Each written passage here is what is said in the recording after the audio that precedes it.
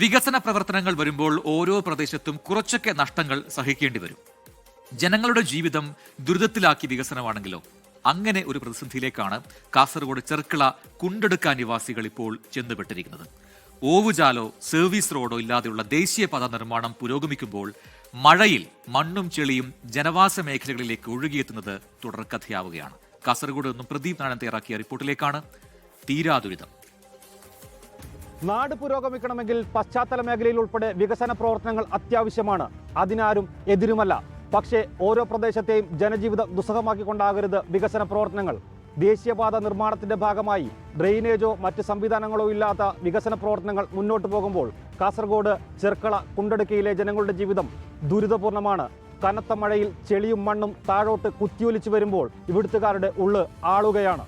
കഴിഞ്ഞ 4 വർഷമായി മുണ്ടെടുക്കത്തെ ജനങ്ങൾ അനുഭവിക്കുന്ന ദുരിതമാണിത്. ഇത്തവണ കാലവർഷം ആരംഭിച്ച ആദ്യ നാളുകളിൽ തന്നെ അവർ പ്രയാസം അനുഭവിച്ചു തുടങ്ങി. മുഗൾ ഭാഗത്ത് ദേശീയപാത 66 6 വരിയിൽ മാത്രമാണ് കടന്നുപോകുന്നത്. സർവീസ് റോഡില്ല. ഓവുചാലം കൂടി ഇല്ലാതായതോടെ മഴവെള്ളത്തിൽ മണ്ണും കല്ലും ചെളിയുമെല്ലാം താഴേക്ക് കുത്തിയൊലിക്കുകയാണ്. ഇത് 3-4 വർഷമായിട്ടുള്ള ഇതാണ്. 4 വർഷമായിട്ട് കണ്ടിന്യൂ ഈ മഴ വരുമ്പോഴുള്ള പ്രശ്നമാണ്. നമ്മൾ 4 വർഷമായിട്ട് കൃഷി ചെയ്യുന്നില്ല. നമ്മളെ വീടുകളിൽ മൊത്തം ഈ പ്രാവശ്യം ചളികൾ കയറിക്കഴിഞ്ഞു. നമ്മൾ വയസ്സായവരെ കൊണ്ട് രാത്രി എന്തെങ്കിലും വയ്യായിക ആയി കഴിഞ്ഞാൽ ഹോസ്പിറ്റൽ വരെ എത്തിക്കാൻ വളരെ പ്രയാസമാണ്. ഇപ്പോൾ കാണും, നിങ്ങൾ ഇന്ന് കാണും, ചളി കെട്ടിയിട്ടുണ്ട് റോഡിൽ മൊത്തം. ഇപ്പോൾ ഇവിടെ കുടിവെള്ളത്തിൻ്റെ ഒരു കിണറുണ്ട്. ആ കിണറിൽ വെള്ളം പോയി കഴിഞ്ഞാൽ നമുക്ക് കുടിക്കാനുള്ള വെള്ളം വരെ ഇല്ല. വളരെ ദയനീയമാണ് ഇവിടുത്തെ അവസ്ഥ. പാടശേഖരത്തിലടക്കം ചെളി കയറിയതോടെ കൃഷിയും പ്രയാസത്തിലായി. ആദ്യ മഴയിൽ തന്നെ ജലസ്രോതസ്സും മലിനമായി കഴിഞ്ഞു. ഇനിയിപ്പോൾ എന്ന് പറഞ്ഞാൽ ഈ വീടിൻ്റെ അകത്തൊക്കെല്ലാം വെള്ളം കയറി, പാടത്തിൽ വെള്ളം കയറിയിട്ടുണ്ട്. പക്ഷേ എന്ന് പറഞ്ഞാൽ മണ്ണ് കംപ്ലീറ്റ് ഒഴുകി പോയിട്ടുണ്ട്. JCB വന്ന് ഇന്ന് കോരിയിടും. ഇന്ന് കോരിയിട്ട് ഇത് വീണ്ടും മഴ വരുമ്പോൾ ഇത് വീണ്ടും അത് അലിഞ്ഞു പോകും. അത് അവസ്ഥ. നമുക്ക് കുടിവെള്ളം നിന്നാൽ പിന്നെ നമുക്ക് പിന്നീട് ജീവിക്കാൻ പറ്റൂലല്ലോ. റോഡും കടന്ന വീട്ടുമുറ്റത്തേക്കടക്കം ചെളിയെത്തിയതോടെ സ്കൂൾ കുട്ടികളടക്കം പുറത്തിറങ്ങാൻ കഴിയാതെ പ്രയാസപ്പെട്ടു.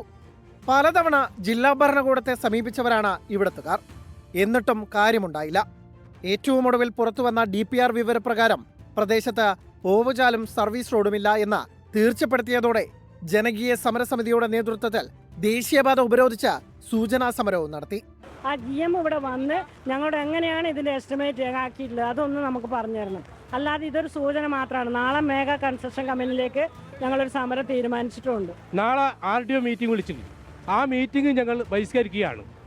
ഈ ദുരിതങ്ങൾ നേരിട്ട് നിങ്ങൾ മാധ്യമങ്ങളാണ് മുൻപ് എത്തിക്കേണ്ടത് എന്നുള്ളത് മാത്രമേ എനിക്ക് നിങ്ങളോട് അഭ്യർത്ഥിക്കാനുള്ളൂ. ജനങ്ങളുടെ പ്രയാസം കണ്ടില്ലെന്ന് നടിച്ചാൽ തുടർ സമരം ഉണ്ടാകുമെന്നും മുന്നറിയിപ്പ് നൽകുന്നു സമരസമിതി. എനിക്ക് പിന്നിലായി കാണുന്ന ഈ പ്രദേശത്ത് 200ഓളം വീടുകളുണ്ട്. വലിയൊരു പാടശേഖരവും.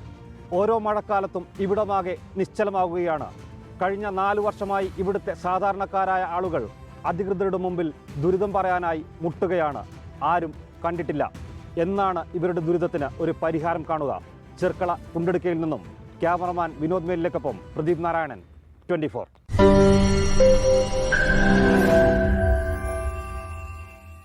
ലോകത്തെവിടെയായാലും ഏത് സമയത്തും 24 വാർത്തകളും ഓഗ്മെന്റഡ് റിയാലിറ്റി പാക്കേജുകളും എക്സ്പ്ലെയിനറുകളും വിശദമായി കാണാൻ ഞങ്ങളുടെ YouTube ചാനൽ നിങ്ങൾക്ക് സബ്സ്ക്രൈബ് ചെയ്യാം.